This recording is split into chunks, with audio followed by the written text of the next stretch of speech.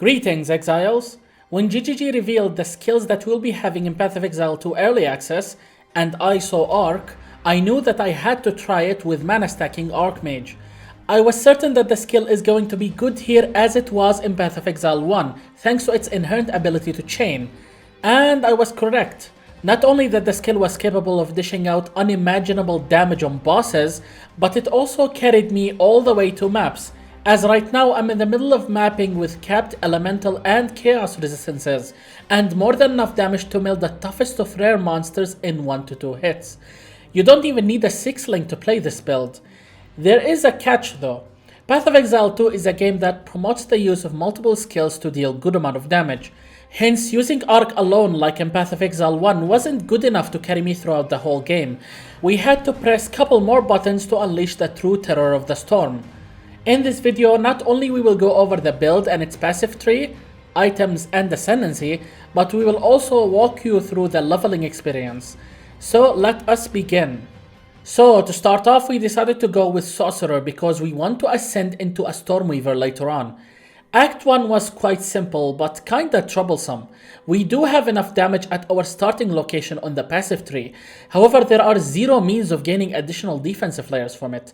So you will have to play carefully and dodge a lot to make up for that. Anyway, you don't get access to Arc right from the get-go. Instead, you are going to use Spark and further increase its damage with Flame Wall. Spark projectiles will gain additional fire damage when passing through the flame wall, and thus should provide you enough damage for the entirety of Act 1. Now for our passive tree progression.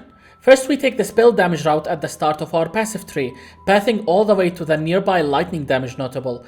Then we take cast speed nodes and path throughout the spell crit chance and crit damage cluster, ending at the nearby lightning penetration and spell damage notables. Now once you have access to your first support gem, you want to craft control destruction and support spark with it. Then if you find another one, you want to craft fortress and support flame wall with it. That's to ensure that our projectiles are dealing as much damage as they can. Just make sure to replace Flame Wall with the Orb of Storms once you can obtain it.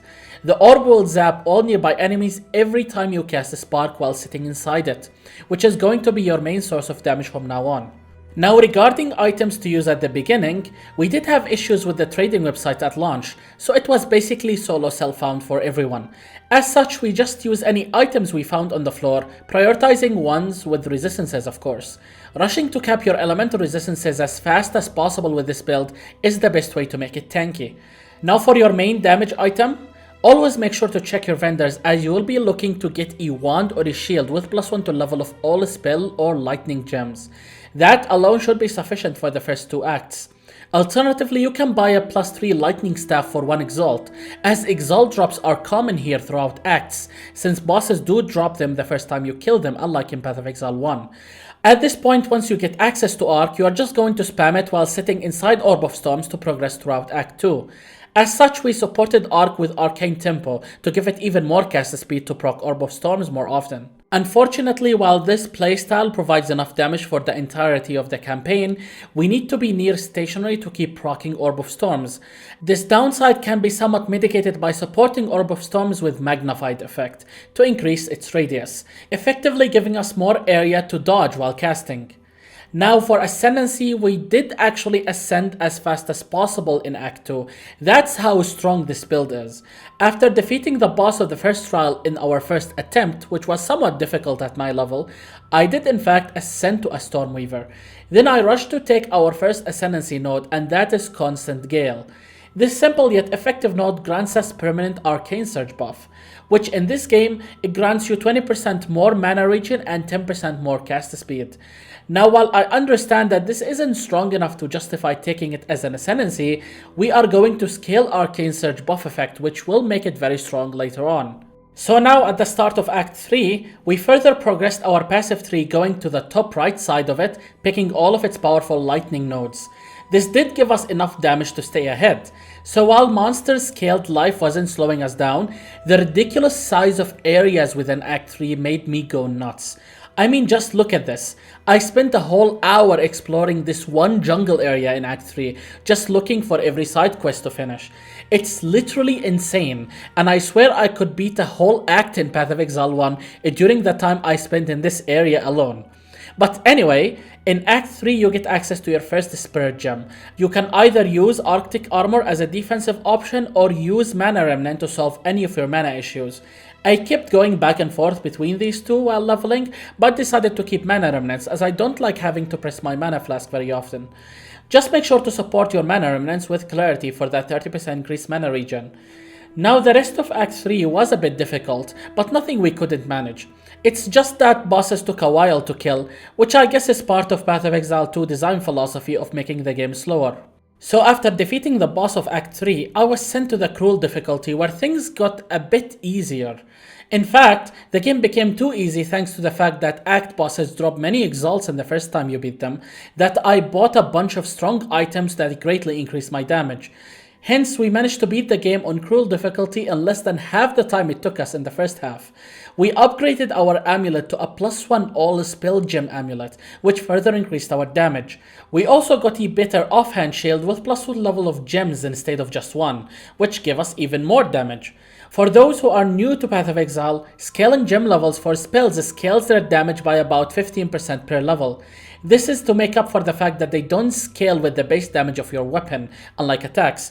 So spellcasters enjoy easy way to scale damage at the start, but melee builds, for example, get more damage at the end once they invest into GG weapons. Now we further progress our passive tree by taking Eldritch Battery Keystone, which converts all of our energy shield into mana.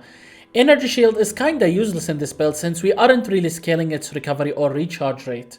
Mana on the other hand scales our damage in many ways in this build, starting with Arcane Intensity Notable, which we took on the tree.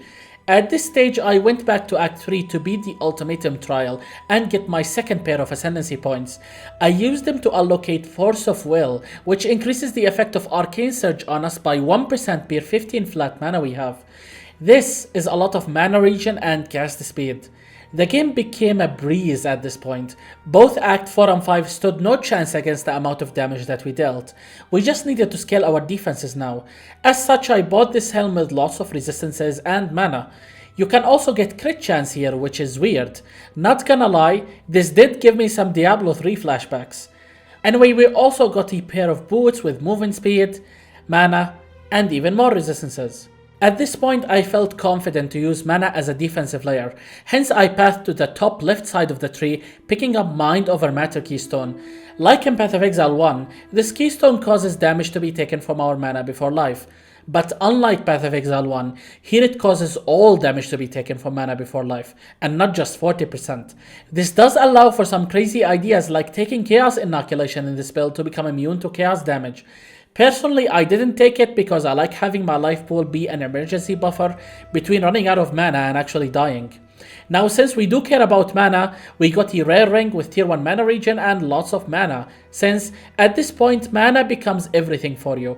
It's your life pool, it's your damage, and it's resource to expend to deal that damage. One way to weaponize this is by using Mana Storm, a high level gem that adds lots of lightning damage to your skills at the cost of an escalating mana drain the longer you stand in the storm. You want to deploy this anytime you see a rare or a magic monster pack, but don't stand in it for too long, otherwise it's gonna drain all of your mana in seconds. I'd say anywhere between 4 to 5 casts for Arc should be enough for you to leave the storm and then activate a new one to reset the mana drain. It did take me time to master the use of Mana Storm, but once I did, I was able to dish out immense amount of damage to everything on the screen. It also improves clearing by allowing skills that chain to chain to 3 enemies simultaneously, effectively tripling our clearing speed. Just again, don't stand in the storm for too long as that will eventually leave you with no mana. Now for Act 6, I got to redo the Witch of the Bog quest again, which gave me more spirit to spend on buff skills. At this stage I had the ability to use Archmage, but I didn't feel like my mana can keep up with it and Mana Storm at the same time, so I settled with Cast on Shock for now. I sucked both Lightning Conduit and Conductivity Curse in it to automate both skills for mapping and bossing. I ran the skill alongside Mana Remnant and Arctic Armor. That was made possible thanks to this nice rare chest that has Spirit on it alongside other resistances and a decent amount of energy shield, which gets converted into even more mana. From here we went back to our passive tree and allocated all of the useful Arcane Surge buff effect nodes alongside the elemental ones next to Mind Over Matter. We have touched the Arcane, Storm Charged, and All Natural. I also bought this nice amulet with only mana and +2 level of all spell gems. I decided to slam it multiple times, hitting intelligence and lightning resistance on the way. It ended up being pretty nice and I decided to keep using it during the endgame. At this point the game became pretty easy and I will let the bossing footage speak for itself in the background. But this didn't stop me from making more upgrades on my items, as I bought a second nice ring with even more mana and mana regen on it. I ended up slamming cast speed on it, which was pretty lucky, as that's about everything I was looking for on a ring. However, the biggest item upgrade was Midnight Braid. This unique build causes half of all damage you take to be recovered back as mana over 4 seconds. That's given that you don't get one-shotted, which is pretty impossible with a build like this one. You will be recovering lots of mana after a hit, which coupled with your regen means that this build is near unkillable by things that cannot one-shot it. But now, going back to our passive tree, we further path to the top side of Eldritch Battery, all the way to the top side of the entire passive tree, to pick up some powerful notables like Pure Power, which increases our lightning damage with intelligence. We also have Ingenuity, which increases our intelligence, and we took the nearby Spell Crit Wheel, which increases our spell crit chance, crit damage, and reduces enemy crit chance against us. So that's how far we went on our passive tree now. We are level 75 and this is how our final tree looks like from top to bottom. Now expect a follow-up video once we hit something like level 95 with some Atlas bosses defeated or something. And speaking about maps, when I started mapping I aimed toward getting better items, starting with my chest as I upgraded it into one that has spirit, more resistances, and even more energy shield, which gets converted into mana. We also got a new pair of gloves that have increased crit damage, lots of mana, and a decent attributes and resistance rolls. We corrupted these for a second socket, which is lucky, and we ended up using them for resistance runes to fully cap our elemental and chaos resistances. We also upgraded our wand into one with +2 to level of all lightning spell gems. That alongside gain percentage of damage as extra cold and lightning, increased spell damage, mana regen, and increased spell crit chance. We also went back to our amulet and slammed it, hitting life, which was pretty lucky. This is how it turned out at the end. However, the most important upgrade here was that we anointed it with mental toughness. This one increases our mana regen and reduces the cost of all of our skills, allowing for better mana sustain overall. With this I felt comfortable enough to use Archmage. Archmage adds a lot of lightning damage based on your maximum mana, at the cost of greatly increasing mana cost in return. We can sustain it now with all of our mana regen. Just make sure to get maximum quality on your Archmage, as it almost increases the total effect of the gem by half. At this point we decided to ditch cast on Shock Gem, which we used to reserve most of our spirit. Now our final gem setups looks something like this. We have a 5-link arc setup. This one is linked with Arcane Tempo for 25% more cast speed, Inspiration for 40% less mana cost, Lightning Penetration, and Lightning Mastery. Next we have Orb of Storms. This one is linked with Overburdens for +1 additional maximum uses, Magnified Effect for increased area of effect, and Considered Casting for 25% more damage at almost no downside. Next we have a 4-link Mana Tempest setup. It is linked with Premeditation to grant empowered skills 15% more damage, Unbreakable for near stun immunity while in the storm, and Ingenuity for faster cooldown recovery rate, which is optional.